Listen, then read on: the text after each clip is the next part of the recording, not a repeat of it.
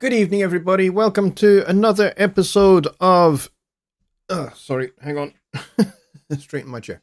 Welcome to another episode of Songwriting Simplified with me, Jonny Lipsham, here at jonnylipshamstudios.co.uk, here in Scotland, capital of literally everything and every dimension imaginable, and all the rest of it. I hope everybody has had a good start to their week.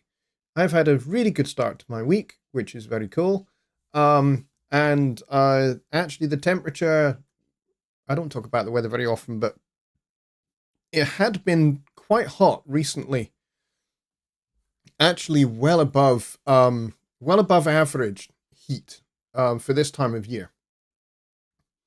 And then we had some heavy rain, and that kind of cooled everything down. And it's been nice and cool the last 2 or 3 days, but today the temperature started to go back up again, and it's already pretty hot here.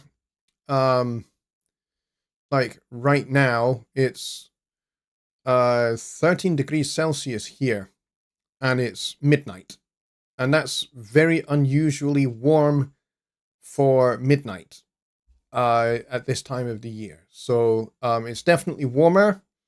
So if it's 13 degrees Celsius outside, that means in here it's 25 degrees. So I've had my fan on, which is out of shot just now. I've had that on all day to just try and keep me and my gear cool. So with the summer coming up, in the next few weeks, the next 2 or 3 weeks, summer will actually kick in. I'm hoping that it's not going to be like it was a couple of years ago, when it was like 41, 42 degrees outside, which made it actually 55 degrees Celsius in here. So I'm hoping we don't get that, because I was very, very concerned that my gear was actually going to start exploding. So hopefully we won't get that. I had like windows wide open last summer, and I had a fan here, a fan under the desk back there, and a fan at the back of the room, flooding cool air towards my legs and towards the front of my gear as well. It was crazy last summer. So I'm hoping that we don't quite have that. I would like it to be nice, but, you know, not kind of crazy. But we'll see what we get. So, let's see who's here. We've got Billy Morgan, who, of course, is first in the door, quickly followed by Christina over in Denmark.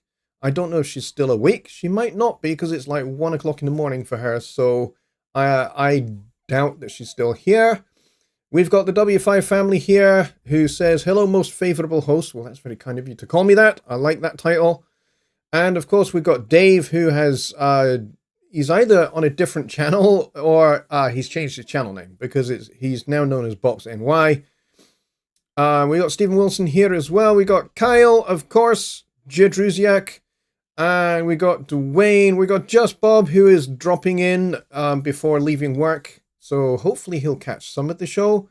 And if not, he'll catch it on replay, I'm sure. And he says, smash the like button. Yes, please do. Please do follow Bob's advice. It is excellent advice. Please do hit the like button. Helps me a lot. Because it recommends this show to the YouTube algorithm, and then the YouTube algorithm is going to recommend it to more people. And then hopefully we'll get some more people joining this show and becoming subscribers and becoming part of this community and sticking around. So I would like that. You know, we are rapidly heading towards 6,000 subscribers. We're not there yet. We're 5,780, I think, roughly, is where we're at the moment.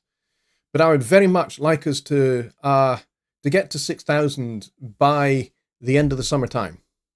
I know that sounds like a tall order, considering, you know, we get a steady trickle of subscribers. I would like the trickle to become a bit more of a substantial flow. And then from a substantial flow, we can grow into a bit more of a flood. And from a flood, we can then totally just dominate, which would be great. So please do help me out with that. And liking is one of the ways you can help out. Recommending this channel to your friends, your family, your friends and family members, tennis partners, your tennis partners' partners, your tennis partners' lovers, your tennis partners' pets, whatever it takes, would be awesome. So if you know people for whom you think both my shows would be valuable and all the other video content that I've got on Studio One and just general mixing tutorials as well, if you know people for whom any of that or all of that is going to be helpful to them, then please do get them over here and get them subscribed. That sounds like somebody going into the bathroom next door. Because the bathroom is literally just the other side of this wall. And you can hear everything.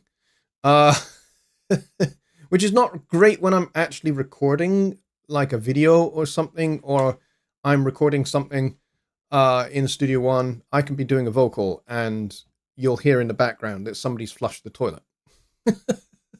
It happens. Who else do we have here? We've got Matt Cochran. He says, hello, master musicians of Persona Studio One. Welcome, Matt. Good to see you.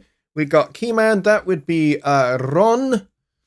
He is here as well. And I think that is everybody. And for some reason, I can't get this to scroll up. Oh, that's because there's not enough. There's not enough comments in the chat for it to scroll yet. So please do get typing away in the chat and get talking amongst yourselves. That would be very cool. Now, if you would like to ask a question, then the best way to do that is to type at Jonny Lipsham Studios before you ask your question. And then basically what that does is that highlights my name in red in the chat so I can see it much better. And it means I am able to pick out your questions from amongst the chat. So what are we talking about tonight? Well, what we're talking about tonight is we're talking songwriting. We're talking composing, arranging, music theory, Studio One in that context, Fender Studio in that context. We can talk about that as well. Paul Morgan has just dropped in. Awesome. Good to see you, Paul. So if you've got any questions about Fender Studio and Studio One as songwriting tools, we can talk about that. If you've got questions about music theory and aspects of music theory that you don't understand or you'd like to know more about, we can talk about that too. So if you want to talk about chords, if you want to talk about chord voicings and you know, getting the different notes of a chord into a different order, like inversions and voice leading, we can talk about that too. We can talk about Notion, which, by the way, if you are into notation and writing notation, Notion is a fantastic tool for doing that. And one of the best parts about it is that it has interoperability with Studio One, which means you can actually send your score to Studio One and you can mix and master it there. And you can also swap out the instrument sounds from Notion to any of your favorite orchestral libraries if you want to. Bear in mind, though, that the Notion Sound Library is, in fact, an orchestral library in its own right. It is the London Symphony Orchestra, recorded at Abbey Road Studios. So when I say the London Symphony Orchestra, that's the orchestra that recorded film scores like E.T., Indiana Jones, Star Wars, all of those big George Lucas and Steven Spielberg movies. They are all the London Symphony Orchestra, and they are all recorded at Abbey Road Studios, and the composer of all of those film scores pretty much is John Williams. But yes, the London Symphony Orchestra, Abbey Road Studios, Notion Sound Library. Because we basically hired the London Symphony Orchestra and we booked Abbey Road Studios a few years ago to create that sound library, including all the articulations, including solo instruments performed by the specialist soloists of the London Symphony Orchestra.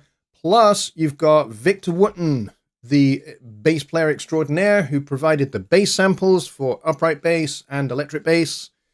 And we got Neil Zaza, who provided all the acoustic and electric guitar samples. And Victor Wooten's brother, Roy, who provided all the drum samples for Notion as well. So no expense was spared, literally, when the Notion sound library was created. Plus, there is a whole expansion sounds library available if you are a subscriber to Studio One Pro Plus. So there you go. That's Notion. I'm kind of talking Notion Mobile for the most part. Notion 6 is great. Notion 6 is still alive and kicking. It's quite an elderly product nowadays, but it's still alive and kicking and still kicking butt. And it has definitely outlived Finale, which died earlier this year, like a couple of months ago. And Finale had been around for like 30 years before that. So Notion has stood the test of time, basically. All right, Kyle is wanting to talk about bridges. Okay, what kind of bridges do you want us to talk about? Do you want us to talk about Roman bridges? Suspension bridges? Wood bridges? Stone bridges? Arch bridges? Jeff bridges? Which of those bridges would you like us to talk about, Kyle? Because I know a little bit about Roman architecture, mostly because aside from the other things that I am into, that I am known for, I'm also a bit of a history buff, particularly the Roman period and the First World War. Those are kind of like my two specialist areas of history. So I know a little bit about Roman bridge building, but not loads. And then, of course, there's bridge trolls, like the one in Monty Python and the Quest for the Holy Grail, which is an hilarious film. If you've never seen it before, you should definitely check it out. One of the funniest movies I think the Monty Python crew ever made.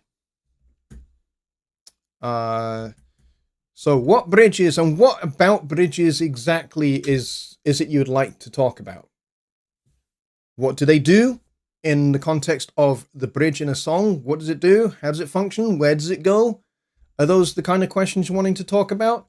Because it depends quite a bit, actually.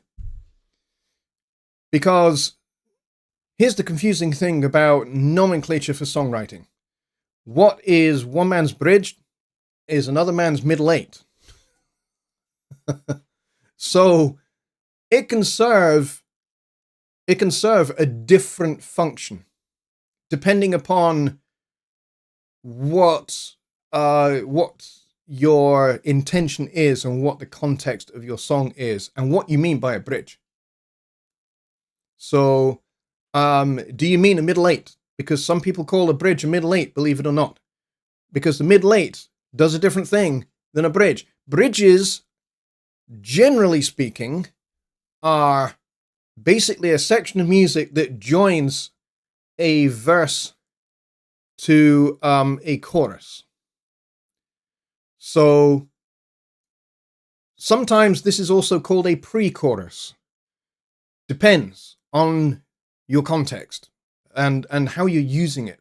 So if it's like short, like 4 bars long, then it would be more likely a pre-chorus. Like you come to the end of your verse and you're building into your chorus. And that tends to be very short. And it will maybe introduce a little of the thematic material, musically speaking, for your chorus. So it might borrow a couple of the chord changes from the chorus, or it might set up for the chords of the chorus. Particularly if the chords of the chorus are in a different key to the chords of the verse. This does happen. There are songs where you have a key change for the chorus and then a key change back down again, up, down, depending which way round you're doing it. Because you might key change down for a chorus. Mostly you don't, but occasionally you do. So you might go up for a key change in a chorus. And so a pre-chorus would be what you would call in classical music terms, your modulatory passage. And I know that sounds kind of medical as well.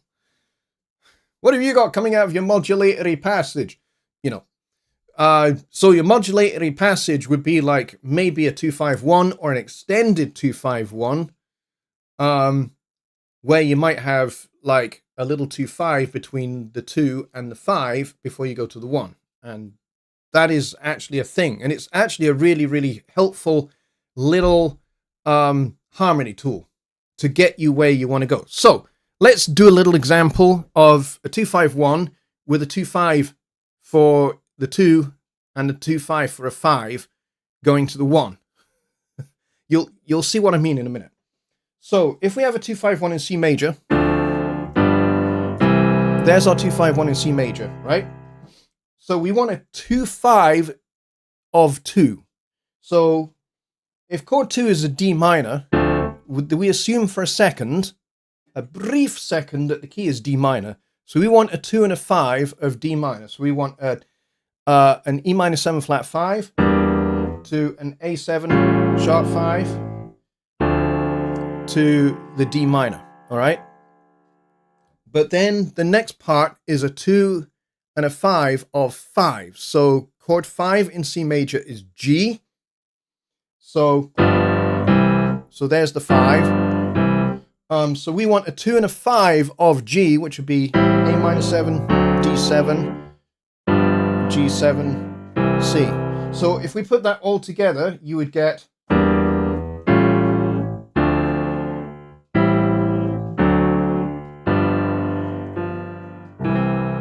and there's your C major at the end of it. So okay, so 2, 5, 1, and then you'd get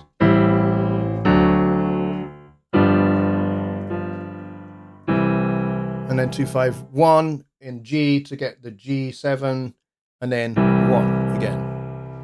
All right. So a 2-5 of 2-5. So you get 2-5, 2-5, 1 basically. So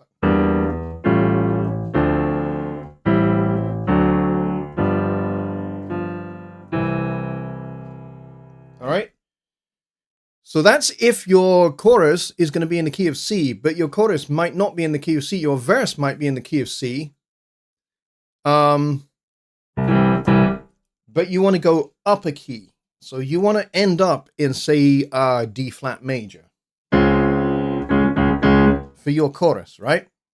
So in this case, chord 2 is E flat minor. So we want F minor 7 flat 5, B flat 7 to E flat minor, and then we want a 2-5-1 in A flat,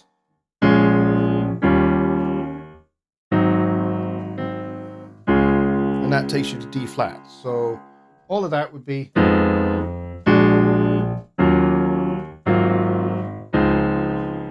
and that takes you to D flat major. So if your verse was in C, down here, you would need to do all of that in the key of D flat, which is where you are heading to. So when you're doing 2-5-1s, it's always where you are heading to, not where you are now. Otherwise, it doesn't work. So you want to always be thinking about, where am I heading to? So if we're in C for our verse,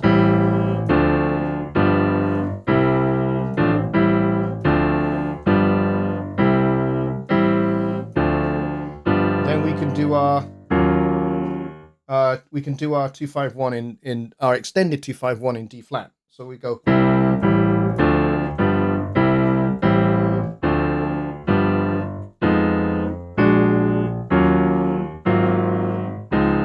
and now you're in D flat major. For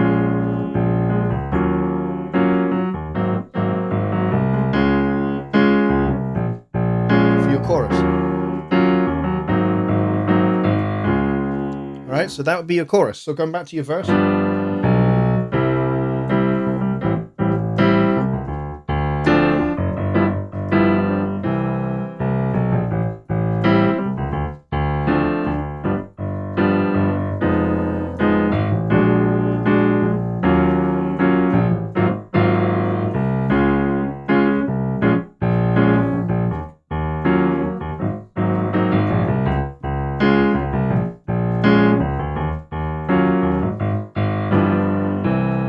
Now we're back in C again. So a bridge might consist of that kind of thing, a 2-5, 2-5-1. And the cool thing about a 25251, or what we would call it, I mean, there's another name for that, which is the backdoor 251. Although backdoor 251 would be, which is flat 6, flat 7, 1. So a 25251, the cool thing about it is it gets you to a new key, and it leads the listener so smoothly that the listener is not aware that you've even changed key. So it's not really a passive modulation because it's an active modulation because it's actually modulating. A passive modulation would be a deception. Like, it's not actually modulated. It's just set you up to think that you have, but you haven't. So Dave is right. He says some folks call a bridge as a pre-chorus, and some folks call a pre-chorus something else. They don't call it a pre-chorus at all. They call it a send-off, maybe. I've heard that before. But that's usually going into a solo section. You'd have a send-off into a solo section. So nomenclature can be a little bit confusing because everybody has different terms for different things. There's no real actual agreed nomenclature for sections of a song. Why? Because not everybody has, a Berkeley degree level musicology, degree. They haven't studied all of that. So, they've developed a lot of this nomenclature organically. And so, in popular music circles, particularly in places like Nashville, where a lot of great session musicians are, a lot of terminology has kind of developed organically. And so, people think about bridges and pre-choruses and stuff like that in different ways. Ron says, for a bridge, you can go to the subdominant and then use its major key as a new tonal center. Yes, you certainly can do that. The subdominant in the key of C would be F major. So I'm not 100% sure what you mean there.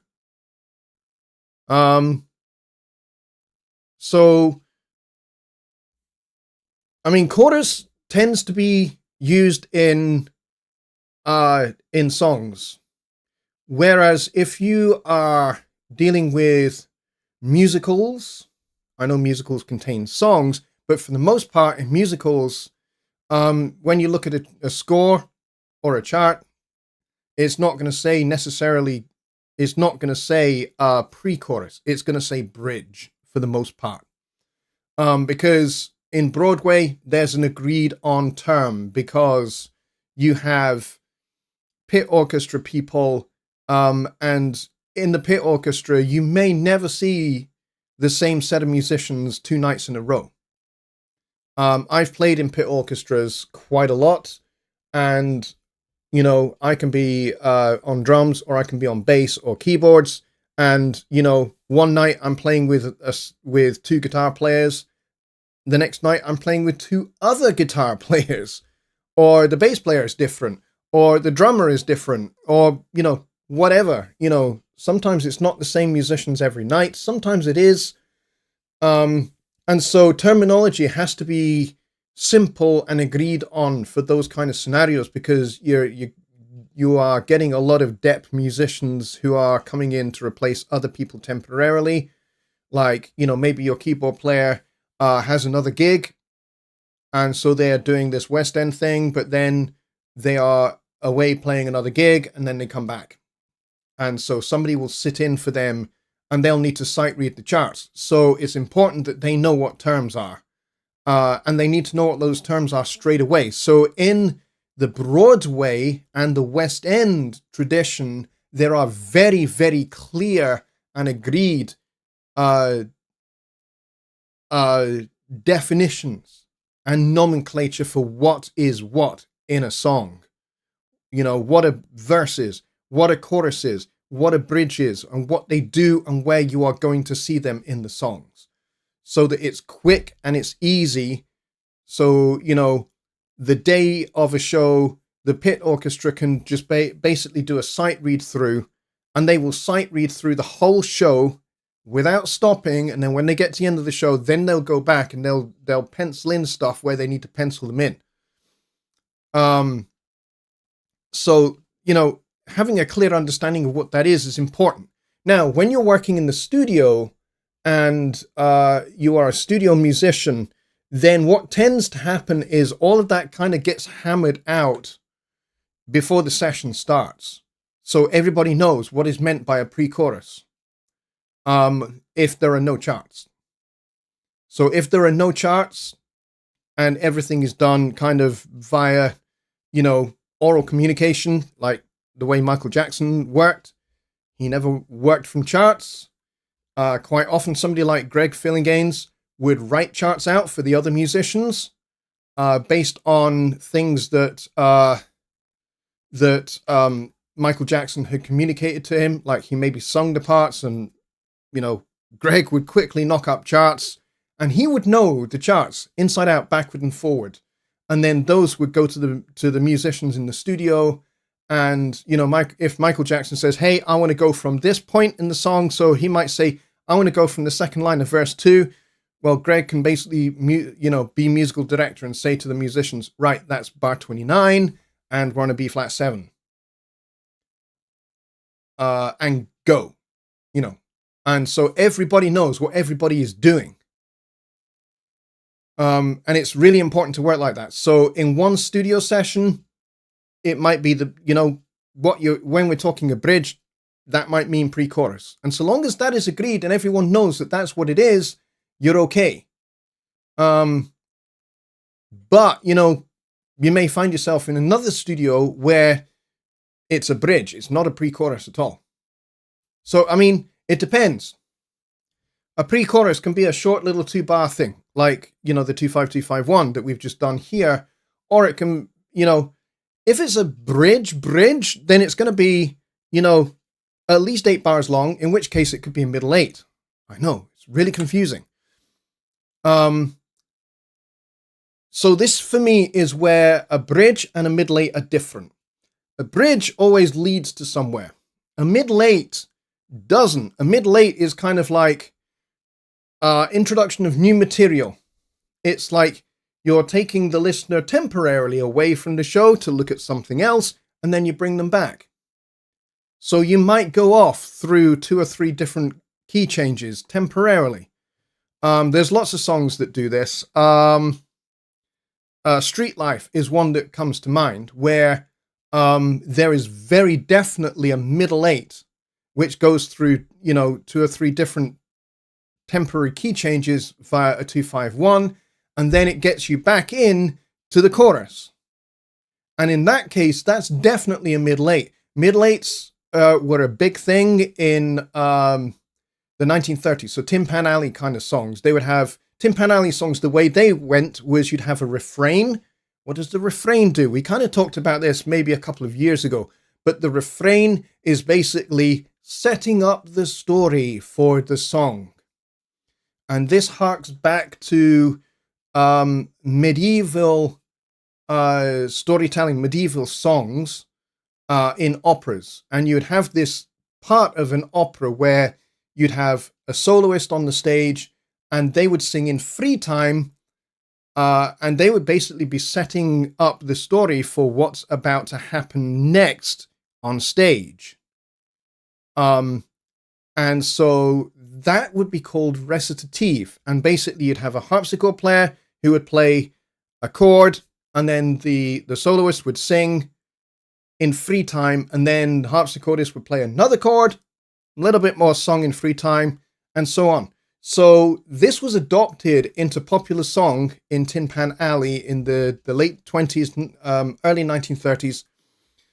And what they did was, instead of making it free time, they would make it like 16 bars long or so in half time, but not half time. It's not common time.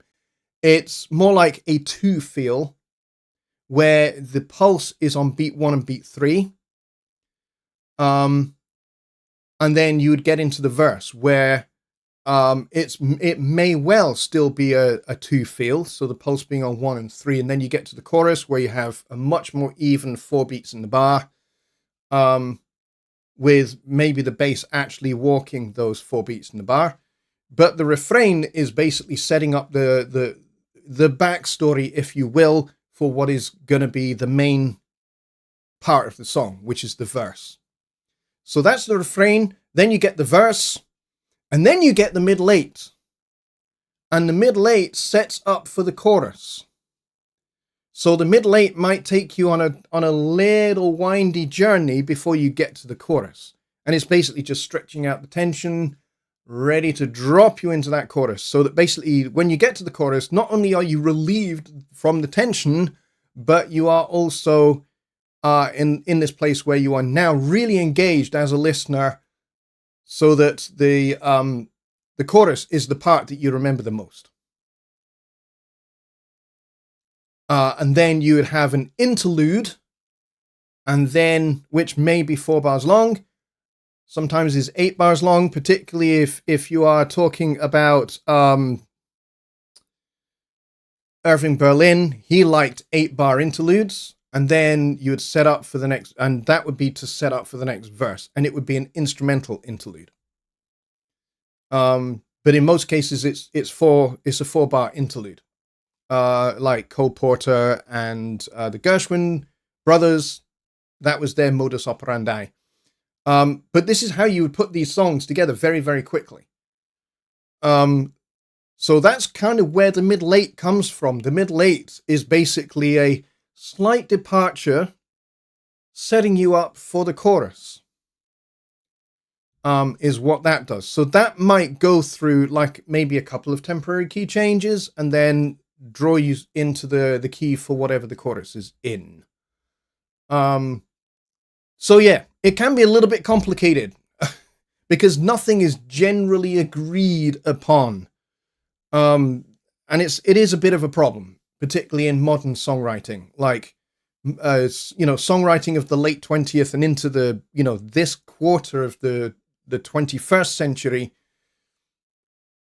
Form can be actually either very simple, i.e. it's just verse, chorus, verse, chorus, verse, chorus, end, or it can be really complicated, where you get intro, verse, chorus, intro again, verse, chorus, solo section, chorus, intro, out chorus.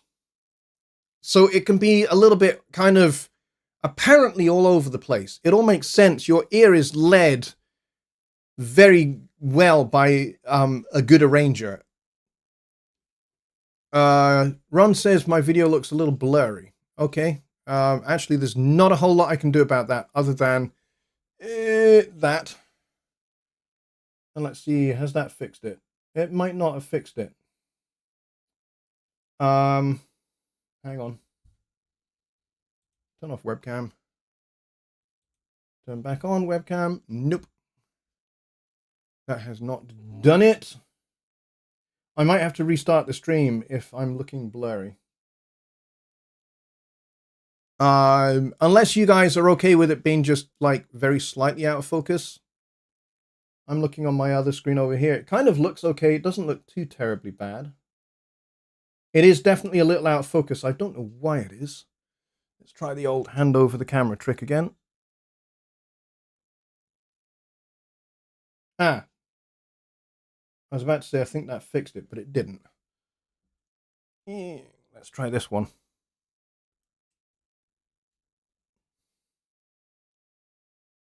Yeah, I don't know why it's gone out of focus. But if I stop now, I would have to restart the stream. Which I'm okay with, but, I don't know why it's out of focus. It shouldn't be. Let me try something, just a second. Let me open the camera software. Dave says, it's okay to me, but I thought it was just the alcohol. That's just too funny. Let's see. Let's go and see if I can fix this.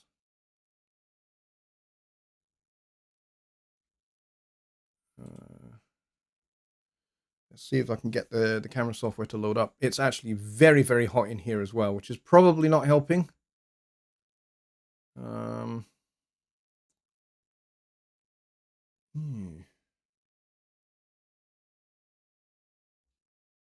not sure what to adjust here.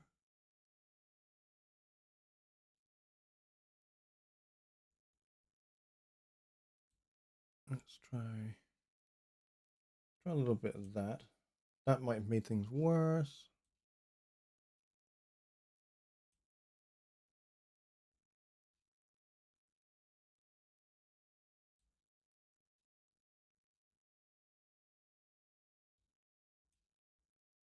I don't know that any of this is helping at all. It's probably not doing anything.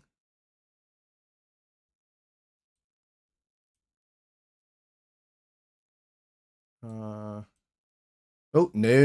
We don't want that. And that's black and white, so we don't want that either.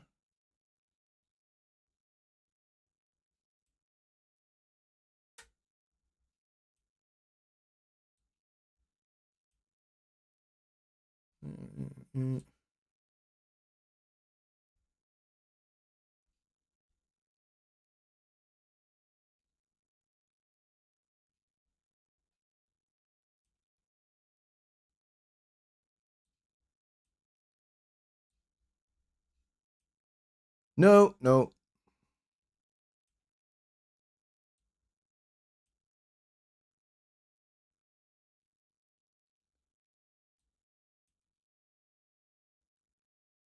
I don't know. I don't know whether any of this is helping or hindering. I'm looking. If you're wondering where I'm looking on my second screen. Yeah, I don't know whether that's helping at all. I'll leave it for now. Because, yeah, not a lot I can do with it just now. Let's see. Ron says in the Tom Petty song, A Woman in Love, the bridge modulates from B minor to E minor, playing all the normal chorus chords in the key of E minor. Somebody must have told Tom it was time to go to the bridge. Yeah, maybe that's true. Tony Stringer says, sorry, I'm a bit late tonight. Not a problem at all. Okay.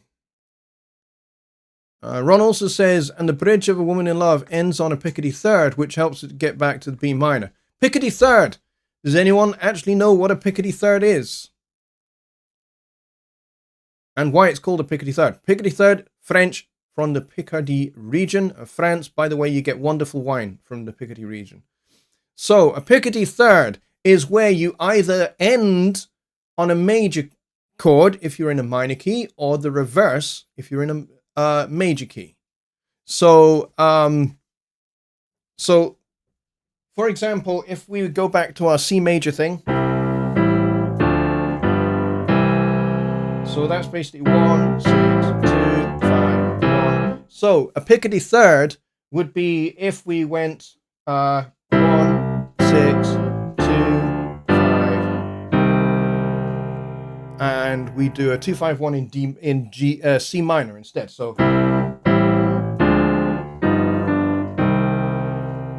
that would be an inverse Picardy third. Or if we were already in C minor,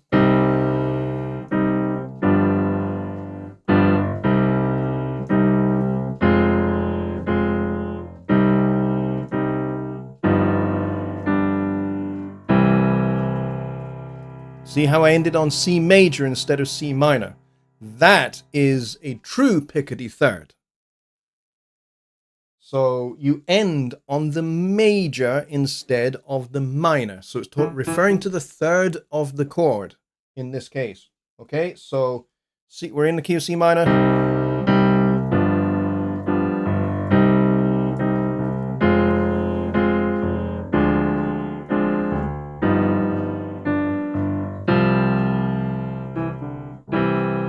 And we end on the C major instead. So that's a Picardy third. And yes, it's actually something that's fallen out of favor in popular song. But Tom Petty certainly used it at least 2 or 3 times.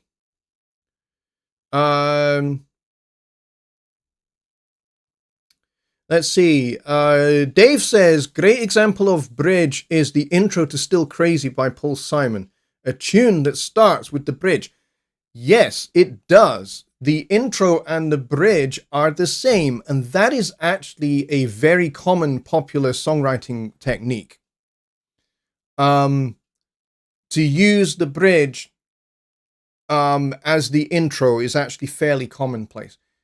The idea of the intro, or what the intro should do, is that it should set up for the song that is to come. So you're using it as this, basically the sales pitch for the song.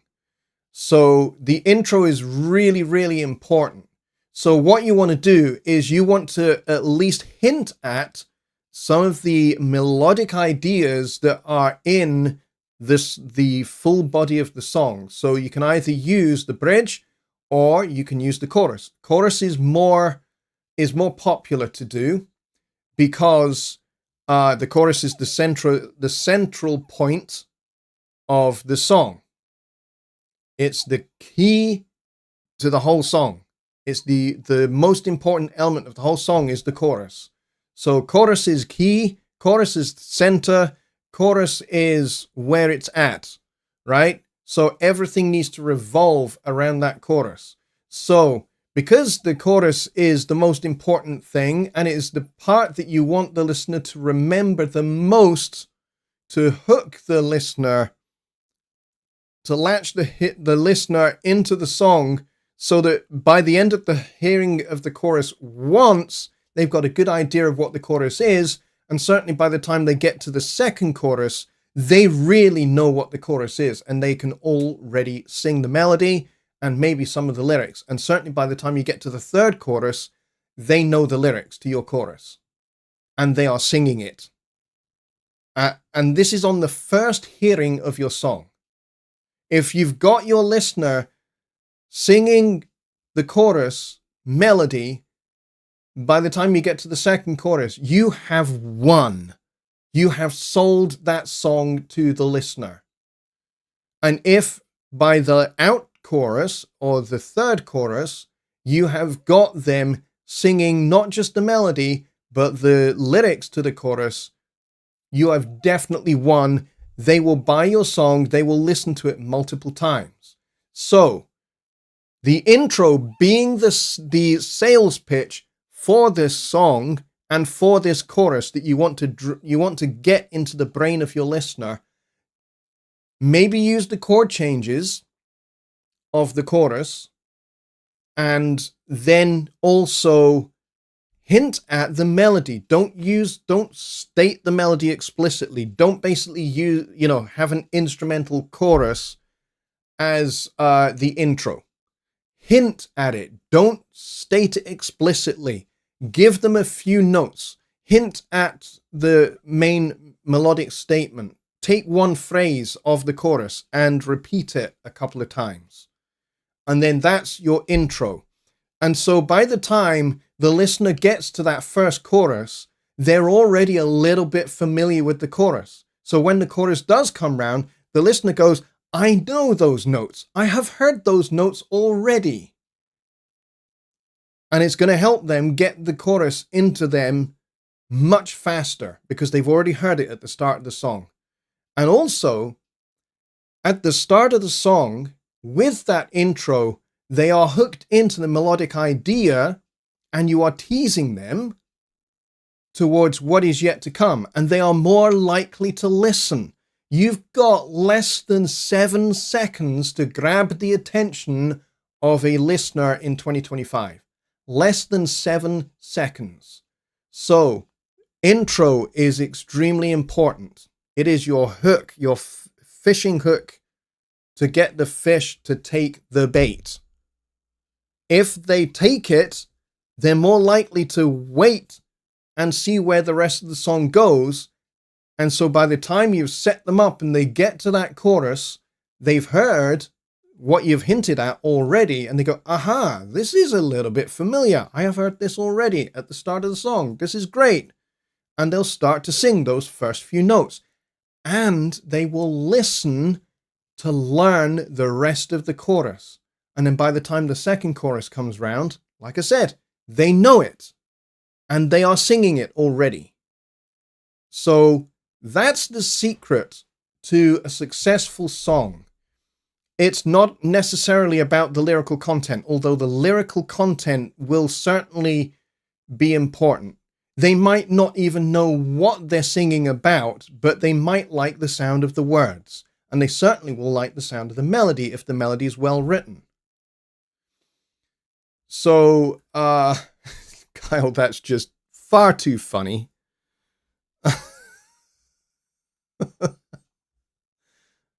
That is far too funny, Kyle.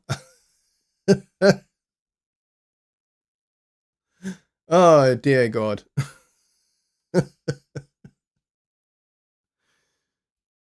That's really, really funny. Definitely. You've got talent, Kyle. Totally. So that's the importance of the intro. And so your bridge, your middle eight, your pre-chorus is going to help the listener get to that point where the chorus slaps them silly around the face. And that's how you have a successful song. And the lyrical content actually is not the most important thing. I mean, story is important. But it's not the most important thing. I learned this a few years back when I was helping run a kids' music camp. And this was for like little 5-6-year-old kids. And so the funny thing about that was I had a bunch of kids. They wanted to get up on the stage and they wanted to sing a particular song. And they said, we really like this song. And I said, okay, so what is it about the song that you really like? They said, we like the tune. I go, okay, this is great. Do you know the words to this song? And they said, well, actually, yeah, we do. But we don't know what the song's about. And I go, okay, that's, but you like the melody, right? And they go, yes. So foolish me at the time, for I was very young, go, okay, this is fine. So they get up on the stage and these 5 kids, 3 boys, 2 girls, sing this wildly inappropriate song. The lyrics, man, was so inappropriate. Certainly they were not the lyrics that a 5 or 6-year-old kid should be singing, but they knew every word of this song, and they were singing it with gusto and with passion. And for as much as it was like horrible because it was a massively inappropriate moment, it taught me 2 things. Number 1, the first thing it taught me was the kids weren't actually that into the lyrics. They didn't know what the lyrics meant. They had no clue what they were singing about, but they liked the tune. They liked the melody. The melody was the most important thing to them. And they didn't understand that the lyrics were wildly inappropriate. So I learned from that. And so I thought, for as much as it's important that we write good lyrics that, that kind of tell a story or they convey a message, for the most part, it's not what most people listen to. Most people, when they listen to a song, what they really latch onto is a good melody, a really, really good melody.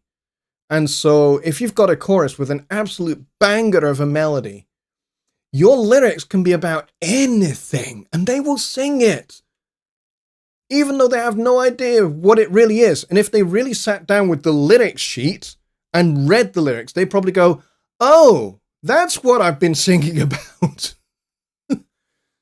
And so it doesn't really connect necessarily.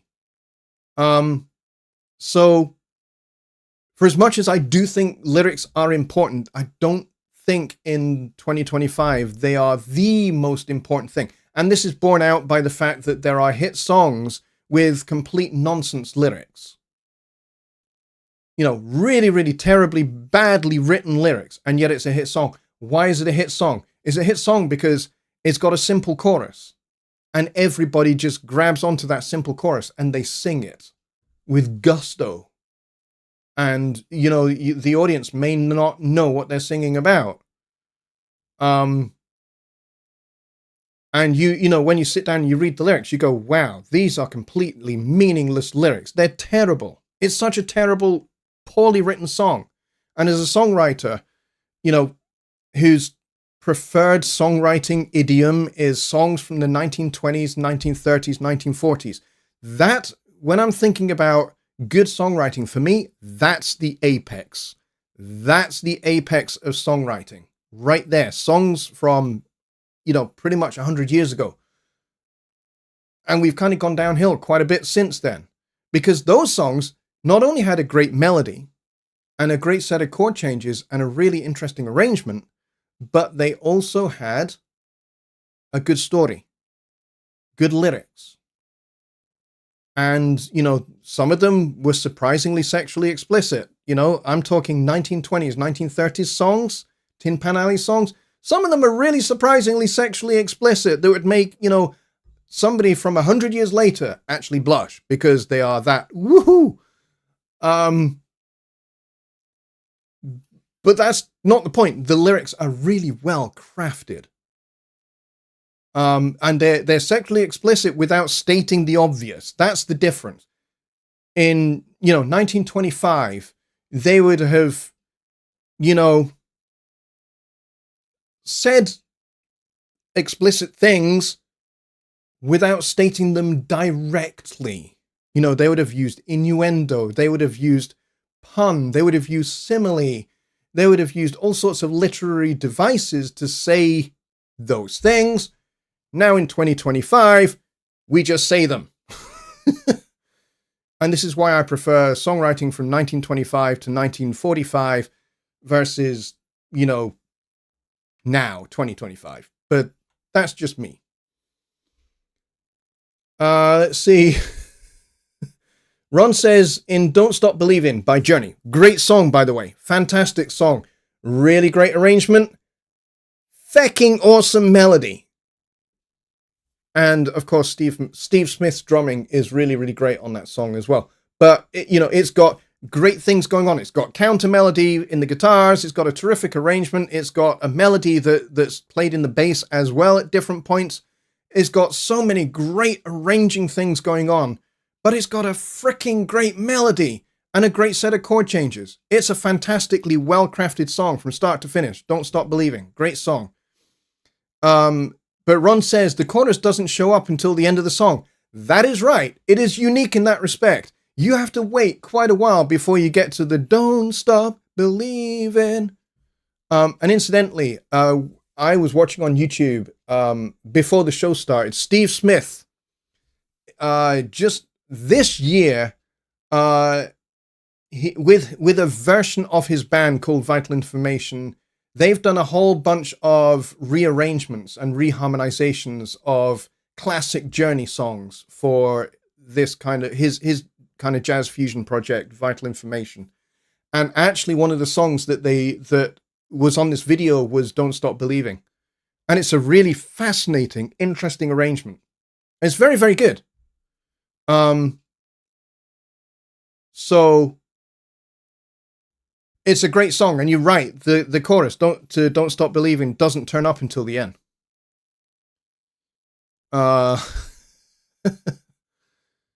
Let's see.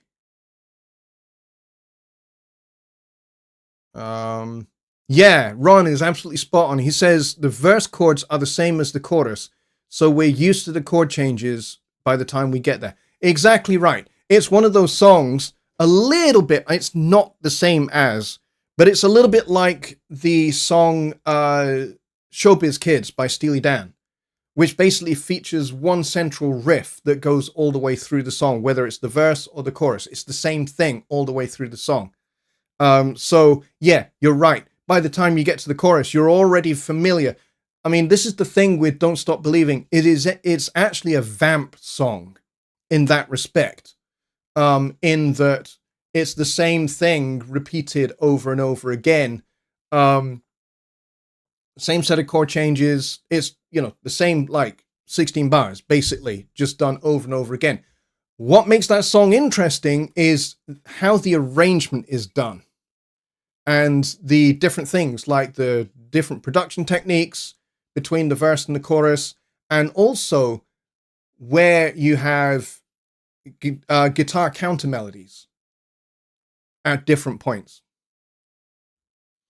Dave says, "Don't Stop Believing, great for banjo." Interesting you should say that, because I have actually heard a ukulele orchestra play Don't Stop Believing, and it was really, really good. I was surprised. I'm not like a massive ukulele fan, but there is a ukulele orchestra here in Scotland. I know, kind of, you'd think, we'd be big on things like bagpipes and drums and things like that. And we are. I hate bagpipes. But, that's one of our big things here in Scotland is bagpipes. But there's actually a really successful ukulele orchestra here in Scotland. And they play all sorts of hits. And one of them was Don't Stop Believing. And I was actually really, really impressed with not only the musicianship on display, but also the arrangement, because ukulele is a tough instrument to write for, because there's a whole bunch of limitations with the ukulele, and so the arrangement was really, really good as well. Very convincing. And yes, it's chord 5164. Yes, it is. It's a variation on 1, 6, 4, 5, but it just starts on chord 5.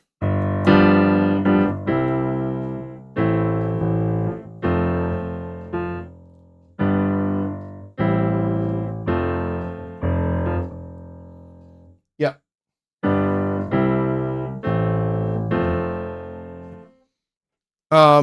And of course it uses inversions as well. Like, you'll hear the third there as well.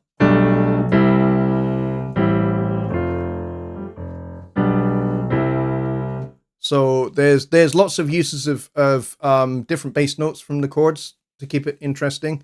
And yeah, it's basically a 1-6-4-5-1 backwards in reverse. Yes, and I was playing it in C major, but it is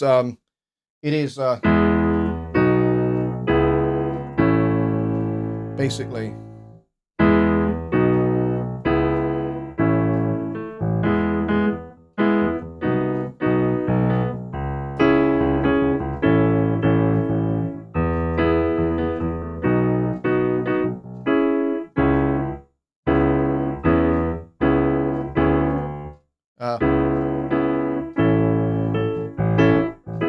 Yeah, but it's got a really interesting little bass line that goes with it, which I really like. But it's a great song, and it is with that great song that we shall finish. But yeah, go if you want to hear. If you want to hear the Steve Smith version of the song, I'm gonna find it, and I'm gonna. No, that's not it. That's not it either. That's not it either. Hang on. I will try and find it in my history. And oh, here it is. Found it. So I'm going to copy the link here, and I'm going to post that in the chat. There you go. I hope I don't get a copyright strike for that 0.1 second section of music that you just heard there. But there we go. And I will try and fix the camera before next show. I don't know why it is out of focus. It shouldn't be. Very strange. Yeah, I don't know why it's. I have noticed actually maybe the last show as well. It was a little out of focus as well. I don't know why it is. But I'll try and get that sorted before Sunday if I can. It might mean I mean, this camera is really old, so it may be that it's just like, hey, it's time for a new webcam. I'll see what I can do. No guarantees though. All right, so we will leave it there. Thank you everybody for coming along this evening. I appreciate you all immensely. Thank you for the good questions and the good chat. It's not on the lens. No, I don't think so. I don't know what it is.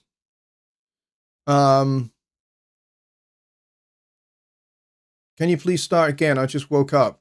No, I can't start again. We're just finishing Peter. But what you can do is catch the replay, which will be going live, which will be going up on the channel very shortly. And Billy's going to launch an after show Zoom. I urgently need to pee, so I'm going to end the show now so I can go and do that. I'll see you folks on Friday for the Studio One, the UK Studio One meetup. So if you're a Studio One user, you have PreSonus products, and you're interested in Studio One, come join me then. It will be on Zoom. I will advertise it most places that there is. So yeah, come and join me then, and you know, bring some beers and we can talk Studio One. I'd be happy to talk the future of Studio One, and also if you have any current ongoing issues with Studio One, we can cover those. All right, folks, I will see you then. Good night.